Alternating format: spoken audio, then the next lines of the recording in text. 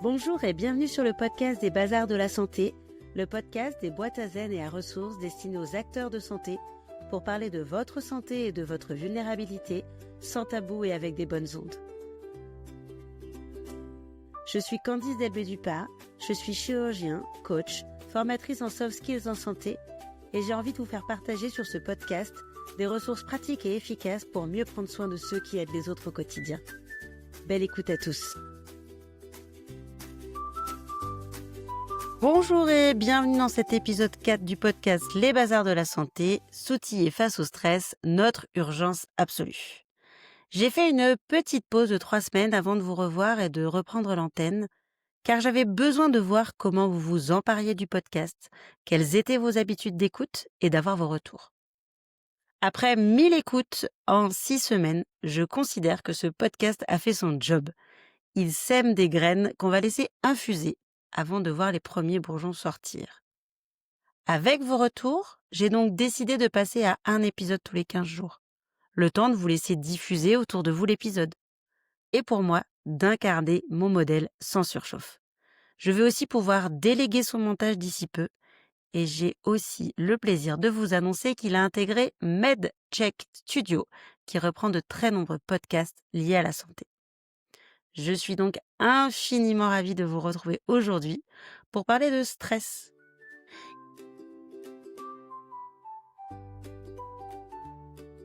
Il y a un peu plus de 3 semaines, le 25 septembre, j'ai animé avec l'Institut de soins infirmiers et aides-soignants de l'hôpital de Vichy un ciné-débat autour du film En première ligne de Petra Volpe. En 1h30, on vit les 7h30 d'un poste du soir d'infirmière dans un hôpital suisse, sans filtre. On y voit la réalité d'un service de chirurgie, face au cancer, face au décès des patients, aux interruptions permanentes de tâches et à la sursollicitation de tout type. Une collègue est en arrêt maladie et tout le quotidien se déroule sous nos yeux. Ce film est un véritable électrochoc. Il nous rappelle que si l'on ne prend pas soin de nos professionnels de santé aujourd'hui, demain, personne ne sera là pour nous soigner. Petra Volpe conclut avec des chiffres toujours effrayants sur le nombre d'infirmières prévues pour 2030.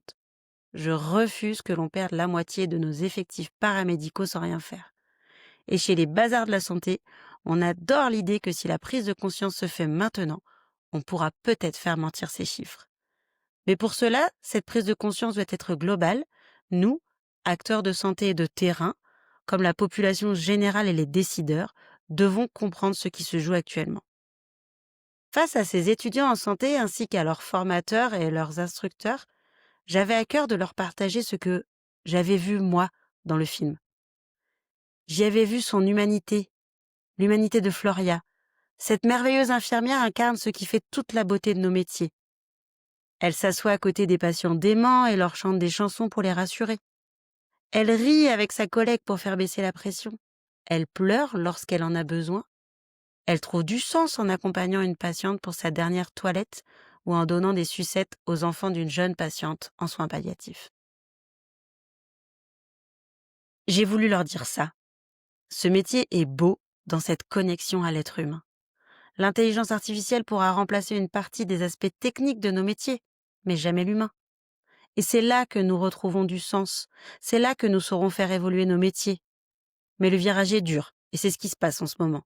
Alors la première urgence pour nous, pour vous, les jeunes étudiants dans ce monde difficile, c'est d'être armés face au stress.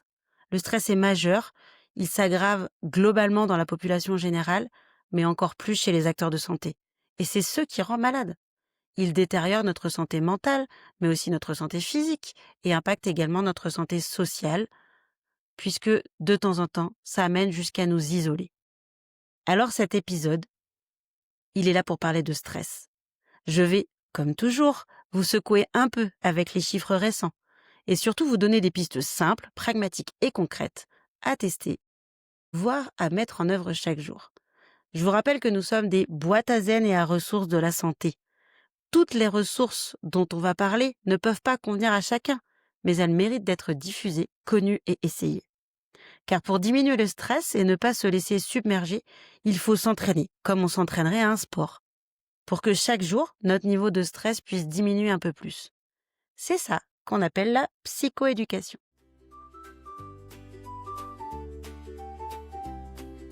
Alors quand je parle de stress, je parle de quoi? De quel niveau de stress je parle? Eh bien, les études sortent de plus en plus nombreuses, de plus en plus récentes, et merci pour ça à l'association SPS, devenue récemment l'Institut pour la santé des soignants. Doctolib, qui s'est associé à SPS, a mené une étude en mars 2025 sur les soignants libéraux. Les résultats sont, comme d'habitude, sans appel.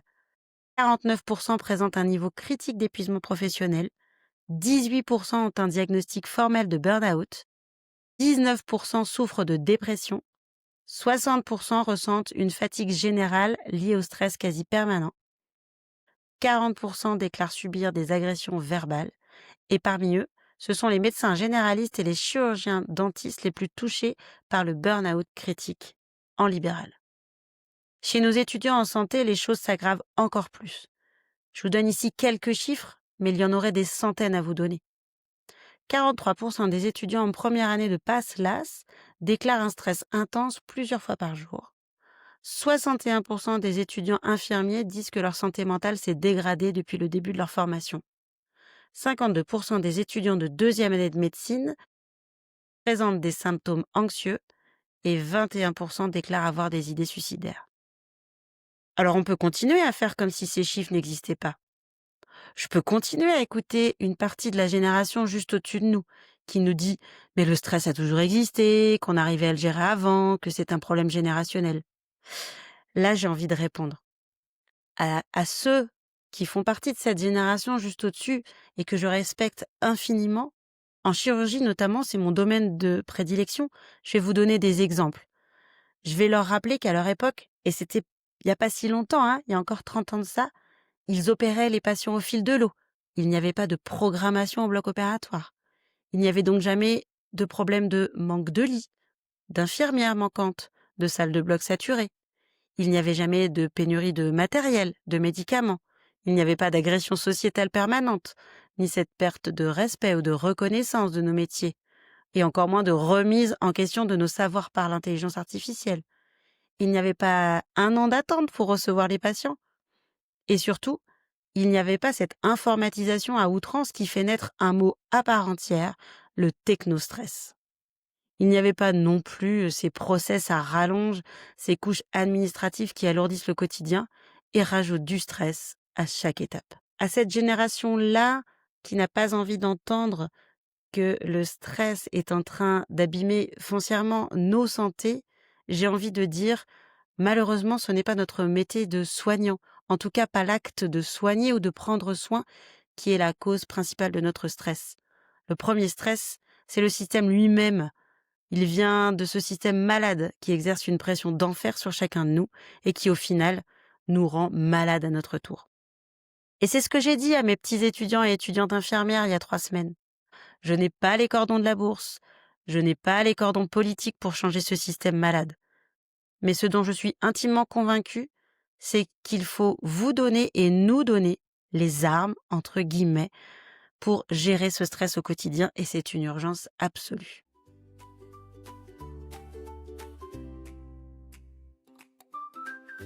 Parce que les conséquences de ce stress, c'est quoi? Eh bien, ce sont des épisodes d'épuisement professionnel massifs, répétés, responsables d'arrêt maladie et d'arrêt maladie longue durée. C'est aussi une aggravation des symptômes somatiques, avec notamment une exacerbation des troubles musculo-squelettiques par la charge mentale et le stress. Et puis, il y a les intentions de reconversion majeures.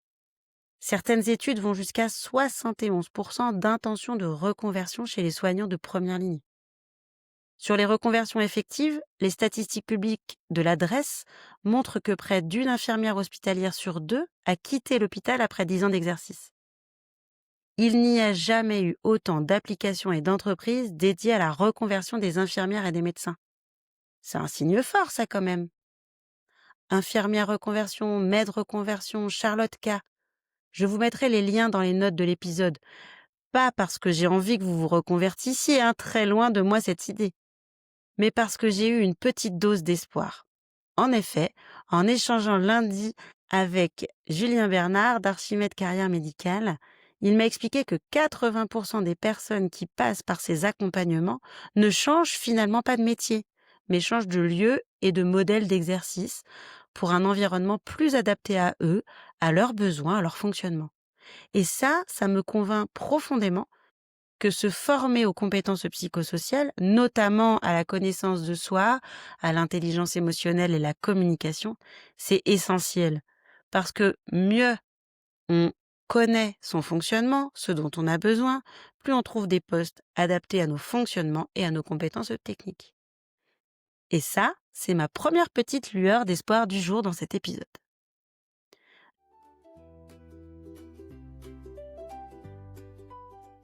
Je vais maintenant vous partager les 3 ressources du jour à propos du stress.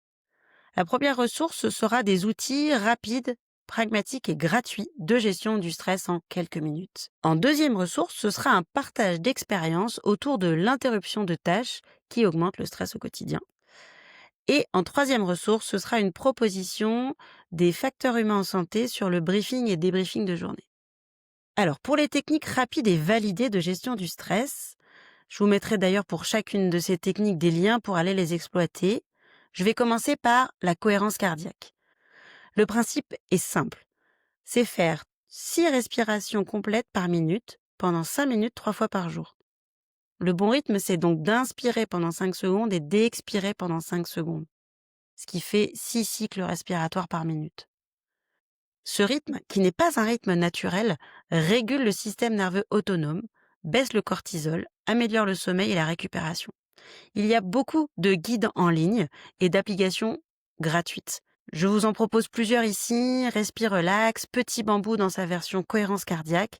Et sinon, il y a beaucoup de guides respiratoires sur le site que j'ai trouvé le mieux fait sur la cohérence cardiaque qui est cohérenceinfo.com. Je vous mettrai bien sûr tous les liens. Très honnêtement, la pratique de la cohérence cardiaque pendant mon 2e épisode de burn-out a fait partie des 3 outils d'intervention non médicamenteuse les plus efficaces pour baisser le stress quotidien, en plus bien évidemment de ma psychothérapie et des antidépresseurs. La seconde technique que je vous partage ici, c'est la technique du stop. Stop étant un acronyme de 4 lettres. S, c'est pour stop, je m'arrête pendant 10 secondes. T, c'est pour take a breath, et vous m'en voudrez pas de mon accent anglais extrêmement pourri, on va le dire. Ou alors ça peut être T pour temps de respiration. Je prends une grande respiration. O, j'observe. J'observe ce qui se passe dans mon corps, dans mes émotions, dans mes pensées. Je prends du recul sur ce qui est en train de se dérouler. Et P comme proceed, je reprends ce que j'étais en train de faire avec plus de clarté. C'est une pause hyper courte, mais c'est redoutablement efficace pour calmer le stress. Troisième technique, la respiration main sur le ventre. Dès que vous sentez monter du stress, mettez une main sur le thorax, une main sur le ventre. Vous inspirez profondément par le nez, gonflez le ventre, expirez lentement par la bouche pendant 2 à 3 minutes. Très rapidement, vous allez avoir une bascule vers la détente.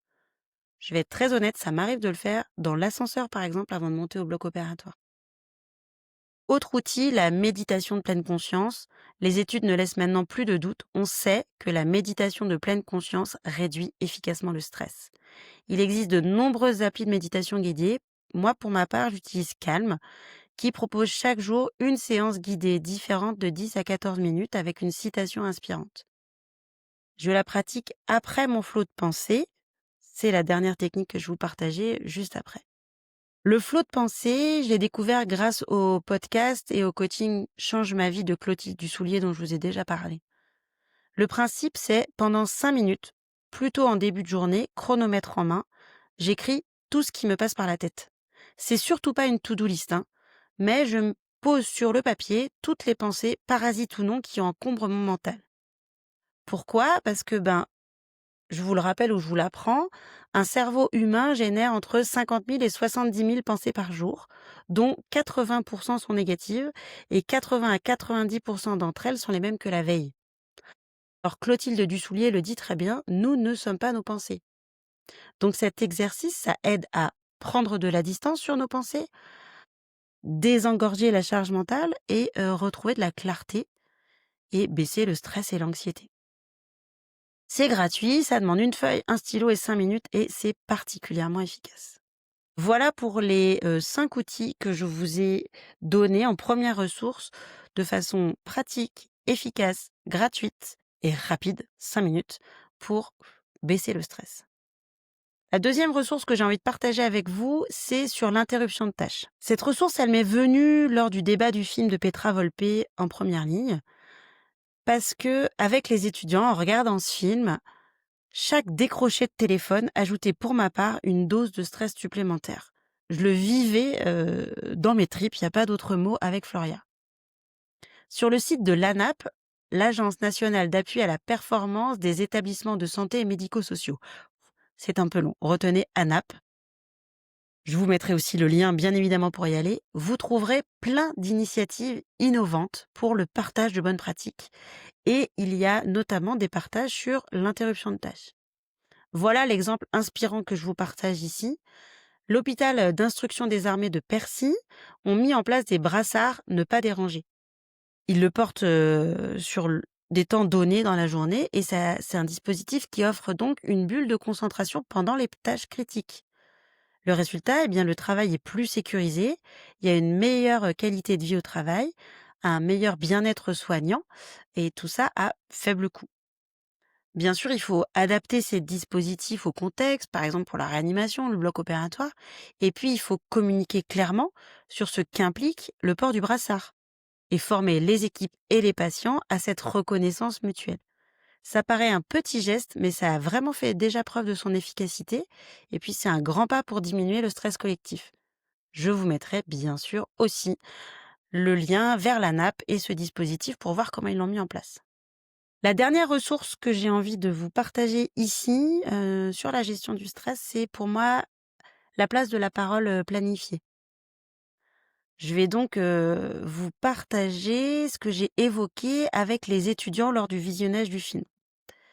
Dans le film, de Petra Volpe, il y a une étudiante en santé qui est là et globalement, elle passe pas non plus un bon poste et je leur expliquais à quel point le système étant malade, c'est pas nous qui étions malades, et bien de l'intérieur, il arrivait qu'on ait même plus le temps ou l'énergie d'accueillir comme ils le méritaient, nos étudiants. Je pense aussi à nos internes, par exemple, hein. Parce que, ben, on n'a pas le temps, déjà pour nous-mêmes, donc on trouve pas forcément le temps pour eux. Et ça crée du stress supplémentaire, à la fois pour eux, mais aussi pour nous. Parce qu'à ce moment-là, on n'est pas le soignant ou l'encadrant qu'on aimerait être. Et là, les étudiants, ils ont beaucoup, réagi. Il n'y a pas d'espace pour nous, pour parler, pour dire ce qui s'est passé, bien ou mal d'ailleurs, dans la journée. Alors, voilà la ressource concrète que j'ai envie de vous partager. Donner de la place à la parole dans la journée et la cadrer, même dans nos quotidiens surchargés. C'est essentiel. Et c'est du temps pris pour mieux travailler ensemble, donc il faut le prendre. J'ai découvert cette technique du briefing-débriefing grâce au podcast Facteur humain en santé et son association et je l'ai mis en place. L'idée, c'est de faire un briefing le matin et un débriefing le soir, comme dans les environnements à stress collectif intense, l'aviation, le nucléaire. Exemple pratique, 5 minutes le matin quand j'arrive dans ma salle de bloc opératoire, c'est comment vous allez vraiment. C'est pas un ça va lancé à la volée où de toute façon tout le monde répondra ça va de façon machinale. C'est un vrai comment allez-vous. Y a-t-il quelque chose de votre vie personnelle qui pourrait impacter votre journée et donc notre journée collectivement? Je ne sais pas moi, votre enfant est malade, vous avez appris une mauvaise nouvelle hier, je ne sais quoi. On peut aussi partager des éléments pratiques de la journée. Moi, je peux dire, bah, les 5 premiers malades, pas de problème. Le sixième, par contre, il risque d'être un peu compliqué. Ça pourrait peut-être, moi, me générer un peu de stress supplémentaire, donc je le partage à l'équipe. Ce petit moment, bah, ça permet de prévenir un stress supplémentaire, ça permet de poser ce qui doit être posé sur le plan humain et ça permet de préparer l'équipe pour mieux travailler ensemble. Le soir, le débriefing, c'est pareil, ça peut prendre que 5 minutes. C'est l'occasion de déposer et parler de ce qui s'est passé, bien ou mal, des moments difficiles ou perturbants. Quand on sait dès le début de la journée que si jamais il se passe quelque chose qui va nous perturber, on aura la place, le lieu, l'endroit, le moment pour en parler, déjà ça apaise le stress. Et même 5 minutes, ça n'a pas de prix. Alors les étudiants, ils étaient surpris, hein. On pourra jamais faire ça, ce sera jamais possible. Je leur ai répondu. Mais et si vous étiez force de proposition? Si vous étiez moteur du changement? Demain, c'est vous qui allez décider des règles. Alors, oui, c'est compliqué. Oui, il y a des questions de gestion de conflits, de génération, d'organisation. Mais de toute façon, ce que nous faisons actuellement aggrave le système. Alors, soyons force de proposition, ensemble pour faire mieux. Testez ce briefing-débriefing en début et fin de poste. Franchement, ça libère énormément de tension, ça sécurise la qualité du travail et ça crée un moment précieux de soutien et d'écoute pour tous.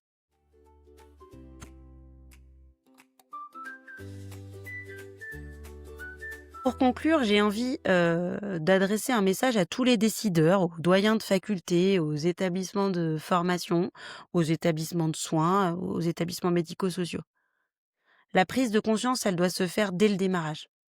Il doit y avoir une obligation à former et armer nos futurs acteurs de santé ou les nouveaux entrants pour qu'ils sachent prendre soin d'eux et surtout gérer le stress.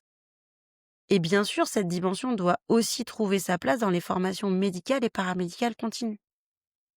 Je repense à une anecdote. Un collègue que j'ai croisé après mon retour de 6 mois d'arrêt maladie pour burn-out, auquel j'ai ajouté 3 mois de plus pour une fracture du scaphoïde droit. À ce moment-là, dans notre hôpital de 200 praticiens hospitaliers, nous étions plus de 15 en arrêt maladie longue durée. Et là, mon collègue me dit, j'ai bien réfléchi, avec tout ce qui se passe, tout ce qui vous arrive, j'ai changé ma prévoyance. Cette phrase m'a fait sourire, bien sûr. Mais si seulement on pouvait prendre la toute petite marche supplémentaire. Plutôt que d'adapter sa prévoyance, enclencher un vrai changement. Comprendre que nos métiers sont des risques pour notre santé. Changer sa prévoyance, c'est bien, mais prendre soin de notre stress invisible, de nos comportements induits par le stress, de nos automatismes de survie, c'est ça la petite marche supplémentaire, celle que j'ai hâte que nous gravissions ensemble, chaque jour, pour nous-mêmes et pour nos patients. Et puis je repense à cette phrase dite par un membre du comité de direction de la CPM de l'Allier que j'ai rencontré dans une réunion récente. Ce que vous faites, docteur, ça ne devrait pas exister. Vous palliez tout ce qui manque pour les acteurs de santé, alors que c'est le rôle des politiques publiques. Ça m'a touchée. Mais je sais ce que nous faisons vraiment. Nous semons des graines. Ces graines permettent d'avancer plus vite que l'État, qui est trop freiné, trop bloqué. Et surtout, elles permettent d'obtenir des résultats tangibles, ici et maintenant, parce que c'est maintenant qu'on a besoin que les choses changent. Les bazars de la santé, comme SPS et comme tant d'autres associations engagées que j'ai la chance de rencontrer grâce à ce projet, ont leur utilité sociale et publique. Et j'espère de tout cœur que ce podcast en aura aussi une d'utilité publique. Alors voilà, je vous le dis, je vous les donne, prenez ces clés, testez-les, trouvez ce qui fonctionne pour vous. Mais surtout, ne restons pas englués dans un système qui ne s'adapte plus seul. Pour que demain, la santé puisse continuer à être aussi belle et aussi précieuse que celle que nous avons déjà connue en France. J'ai hâte que vous me fassiez des retours pour me dire que votre stress a baissé, que vous avez trouvé vos mini-armes à vous pour continuer votre très belle vocation. Et si ce podcast vous plaît, surtout, mettez-lui une note 5 étoiles. Partagez les épisodes à vos proches, vos amis, vos acteurs de santé autour de vous. C'est comme ça que les petites graines qui sont dans la terre se mettent à bourgeonner, commencent à grandir. Soyez les boutures d'un système de santé en meilleure santé, les boutures d'humains de la santé en meilleure santé, pour que ensemble nous continuions à prendre soin de chacun de nous. Allez, je vous dis à très vite.